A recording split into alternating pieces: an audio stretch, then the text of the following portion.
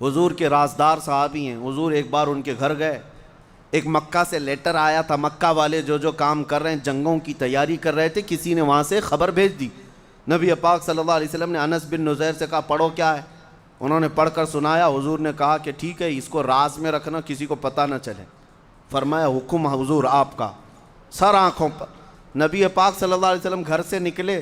بیوی اندر سے آئی, انس بن نذیر کی. وہ ایسی بیوی جس کو حضرت انس بہت چاہتے تھے, عشق تھا ان کے درمیان, بڑی محبت کرتے اپنی بیوی سے. بیوی باہر آئی, انس بن نذیر سے پوچھا کیا رسول اللہ صلی اللہ علیہ وسلم کے پاس کیا بات چل رہی تھی. انس بن نذیر نے کہا اس میں تمہیں دخل اندازی کی ضرورت نہیں. تمہاری محبت, تمہارا عشق جو میرے ساتھ ہے, میرا تمہارے ساتھ ہے, اس کا مقام الگ, یہ رسول اللہ کی بات ہے. تو انس بن نذیر کی عورت کہتی ہے ٹھیک ہے چھپانا چھپاؤ, لیکن میں نے تو سن لیا مکہ سے لیٹر آیا ہے, جنگوں کی تیاری ہو رہی ہے. سن لیا تھا دیوار کے پیچھے سے. حضرت انس بن نذیر کیا کرتے ہیں, سیدھے اپنی بیوی کی گردن پکڑ لی.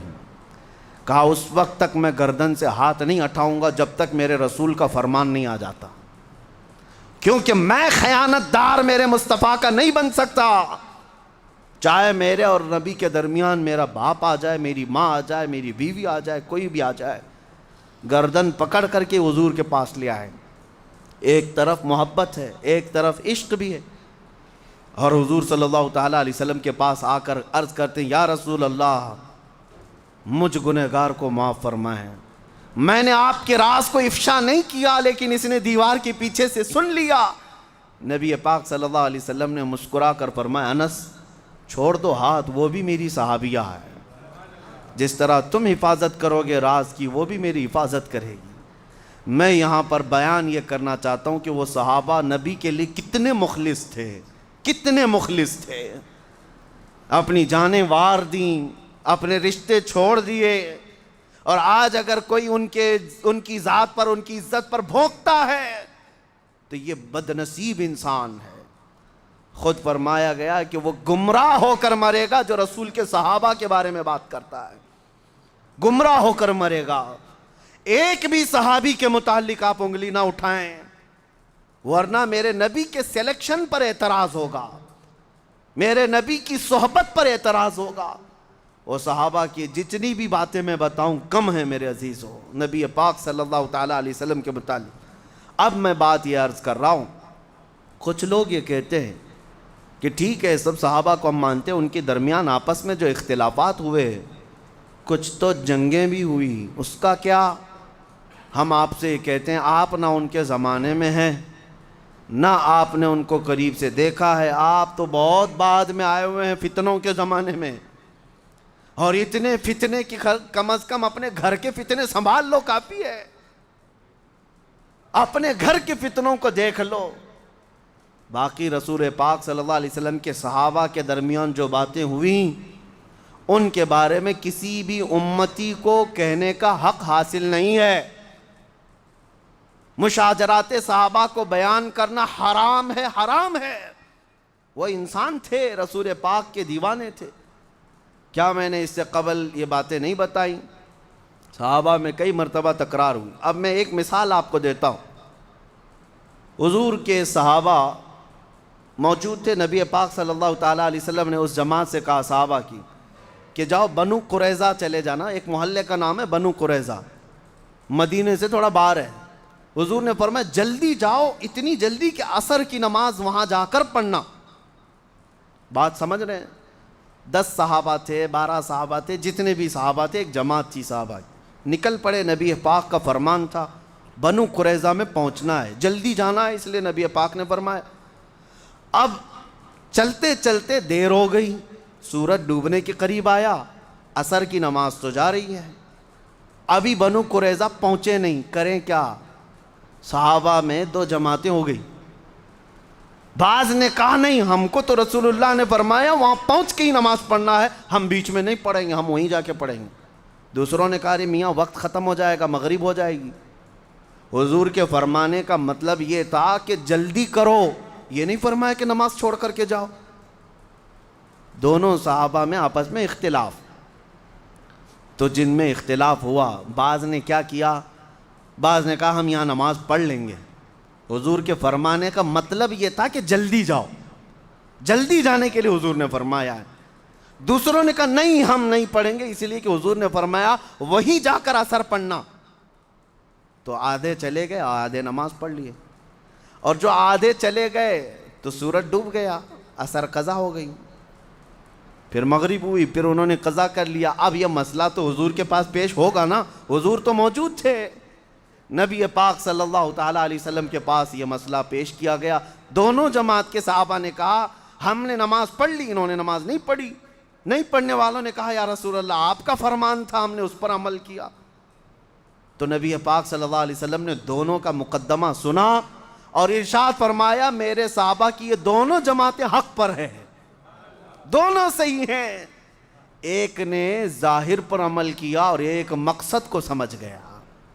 صحیح ہے، جنہوں نے نماز پڑھ لی انہوں نے سمجھا کہ حضور کا فرمانے کا مطلب یہ تھا کہ جلدی پہنچیں، وہ مقصد کو سمجھ گئے تھے، نماز پڑھ لیے۔ دوسرے صحابہ انہوں نے ظاہری لفظ کو دیکھا، حضور نے فرمایا نہیں وہاں جا کر پڑھنا، تو اس فرمان پر انہوں نے عمل کیا ہے، لیکن ہے تو دونوں رسول کے طریقے پر ہی، حضور کی محبت میں ہی عمل کیا ہے۔ تو صحابہ کرام رضوان اللہ تعالیٰ علیہ مجمعین کے درمیان اگر کوئی اختلاف ہوا ہے تو مقصد صرف اللہ کی رضا حاصل کرنا رہا ہے، دونوں کا بھی۔ یہ نہیں کہ اپنی حکومت حاصل کرنا ہے، یہ نہیں کہ اپنی بڑھوتری بیان کرنی ہے یا اپنا غلبہ بیان کرنا ہے، نہیں، دونوں کا مقصد اختلاف میں یہی ہوتا رضا الہی حاصل کرنا ہے، رسول کے طریقے تک پہنچنا ہے۔ اس لیے میرے عزیزو، ان کے درمیان جو بھی معاملات ہوئے ہیں، آج سوشل میڈیا پر بہت سارے مناظرین بیٹھے ہوئے ہیں، ہاں مناظرہ کرنے والے چوک پر، کٹے پر، گلی کے نکڑ پر بیٹھ کر کے وہ صحابہ پر باتیں کر رہے ہیں، بڑے بڑے صحابہ اکرام کے بارے میں کلام کر رہے ہیں۔ ان کی حالتیں ایسی ہیں کہ ان کو وضو کے 4 فرض برابر ٹھیک سے معلوم نہیں، اور صحابہ کا ایمان ناپنے چلے۔ ان سے اگر ابھی جا کر کے پوچھیں کہ غسل کی سنتیں کیا ہیں، انہیں وہ پتہ نہیں، اور یہ صحابہ کے ایمان کے بارے میں بات کر رہے ہیں۔ وہ نبی پاک صلی اللہ تعالیٰ علیہ وسلم کی شریعت کے پلر ہیں، صحابہ کھمبے ہیں، ان کھمبوں میں سے ایک بھی کریک ہوگا تو چھت نیچے آ جائے گی۔ صحابہ کی حیثیت کو سمجھو۔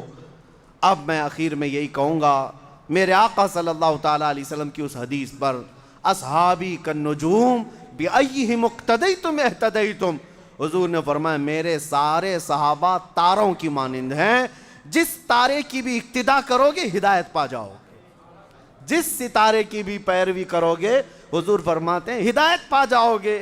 اور الحمدللہ اہل سنت و جماعت کا موقف ہر زمانے میں یہی رہا کہ رسول اللہ کے صحابہ سب کے سب عادل ہیں، ثقہ ہیں، پرہیزگار ہیں، ان کے بارے میں کلام کرنا گمراہی ہے اور بدعقیدگی ہے۔ اسی لیے اہل بیت جو رسول اللہ کی آل ہے اس پر بھی انشاءاللہ میں کلام کروں گا۔ آج صحابہ کے بارے میں میں نے عرض کیا، یہ دونوں آنکھیں ہیں ہماری، اہل بیت رسول اللہ کی اور رسول اللہ کے صحابہ۔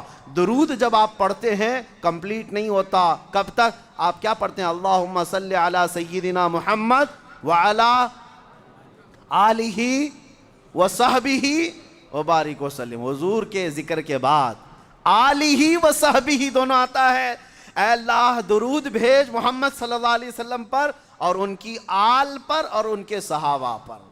آل کو بھی ہم جمع کرتے ہیں درود میں اور صحابہ کو بھی جمع کرتے ہیں۔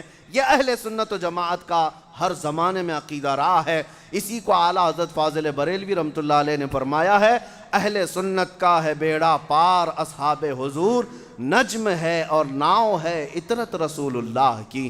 نبی پاک صلی اللہ علیہ وسلم کے ان صحابہ کے فیوز و برکات اللہ ہم سب کے گھروں پر عطا فرمائے، قیامت تک ہماری نسلوں میں مولا عاشقان مصطفیٰ پیدا فرمائے، گمراہی اور بدعقیدگی سے اللہ تعالی ہم سب کے گھروں کو اور نسلوں کو محفوظ فرمائے۔ وآخر دعوانا ان الحمدللہ رب العالمین۔ خصوصیت کے ساتھ کچھ درخواستیں آئی ہیں اور ایک